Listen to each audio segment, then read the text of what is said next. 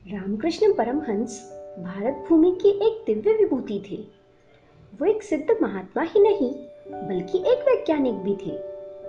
रामकृष्ण परमहंस ने अपने जीवन में ऐसे ऐसे आध्यात्मिक प्रयोग किए जो कि बिल्कुल विचित्र थे, जिन्हें उनसे पहले किसी ने भी करने के बारे में नहीं सोचा था।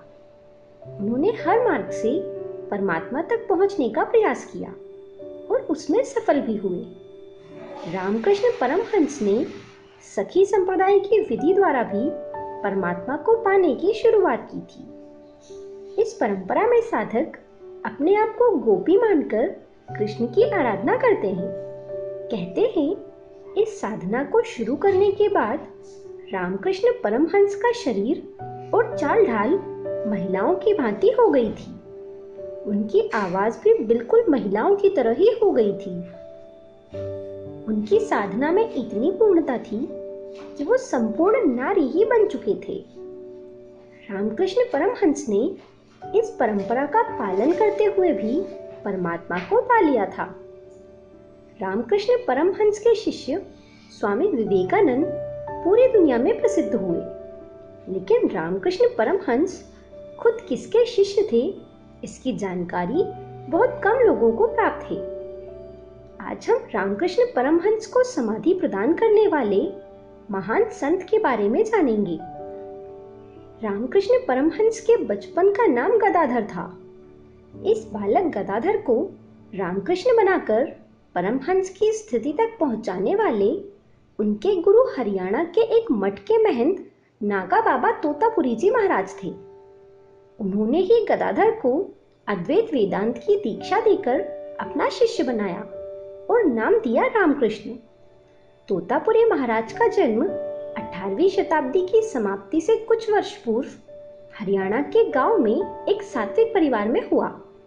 इस बालक का बचपन से ही जीवों के प्रति व्यवहार करुणामयी था। ये बालक अपना ज्यादातर समय एकांत में बिताना पसंद करता था। गांव के अन्य बालकों की भांति उसके माता पिता ने भी उस बालक को पशु चराने के काम में लगा दिया और अपने परिजनों के निर्देशानुसार वो बालक नित्य प्रातः अपने पशुओं को लेकर जंगल की ओर चला जाता और सायंकाल घर वापस लौट आता।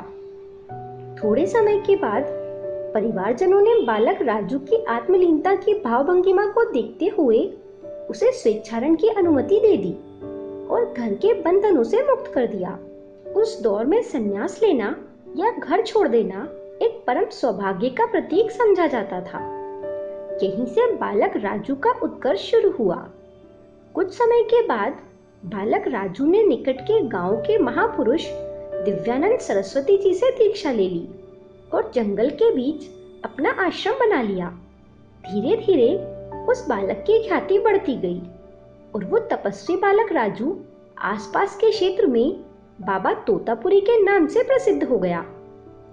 एक बार तोतापुरी महाराज जगन्नाथ और गंगा सागर की यात्रा करके लौट रहे थे।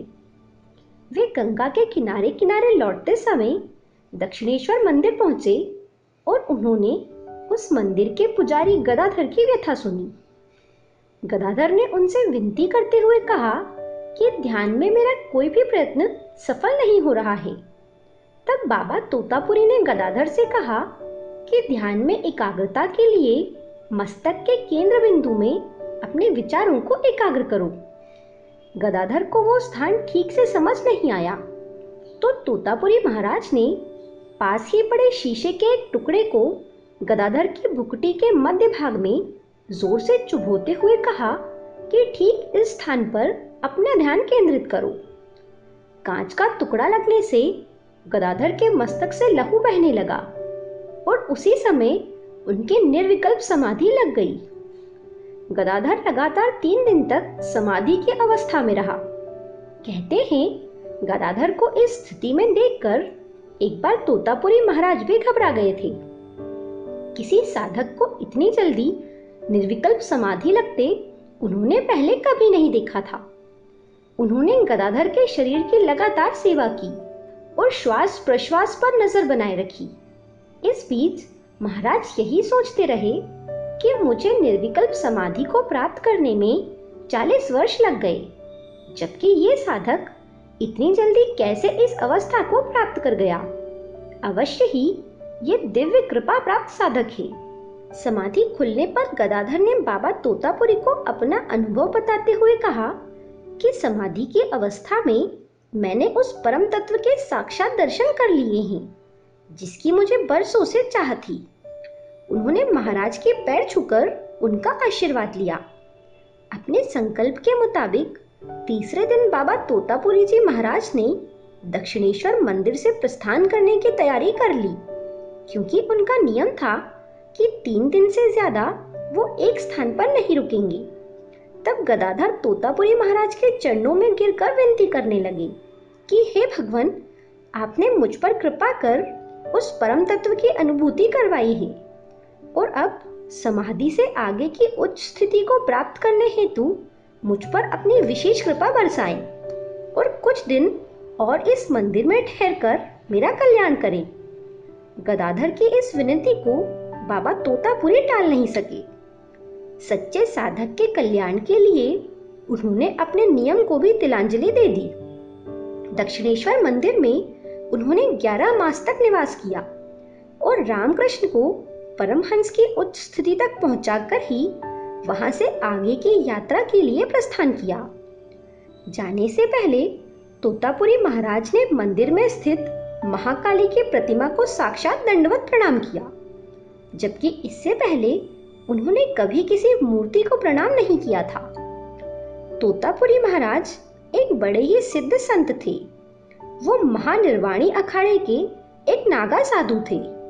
वो अपने जीवन काल में लगातार भ्रमण करते रहे, लेकिन इसके बाद भी उनके बारे में बहुत कम जानकारी उपलब्ध है। रामकृष्ण परमहंस के अलावा भी उन्होंने कई साधकों को आत्मज्ञान की प्राप्ति करवाई थी।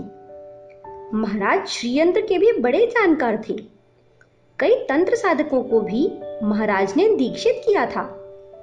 तोतापुरी महाराज सभी भाषाओं का पूर्ण ज्ञान रखते थे। उन्होंने कठिन तप द्वारा अनेक दुर्लभ सिद्धियां प्राप्त कर ली थी।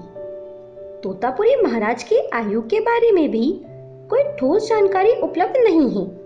कुछ लोग कहते हैं कि वे 150 वर्ष तक जिए, तो कुछ का मानना है कि उनकी आयु 250 वर्ष थी। लेकिन कुछ साधकों का यह अनुभव है कि तोतापुरी महाराज को सच्चे मन से याद करने और उनका नाम लेने मात्र से ही तत्क्षण आध्यात्मिक प्रकाश की प्राप्ति हो जाती है। ऐसा माना जाता है कि कुंभ के मेले में आज भी तोतापुरी महाराज अपनी उपस्थिति दर्ज करवाते हैं। भारत के महान संत परंपरा के वाहक तोतापुरी महाराज को इस वीडियो के द्वारा हमारा नमन। महाराज की कृपा वीडियो देखने और सुनने वालों पर हमेशा बनी रहे। जानकारी पसंद आए तो वीडियो को आगे शेयर कर दें। धन्यवाद।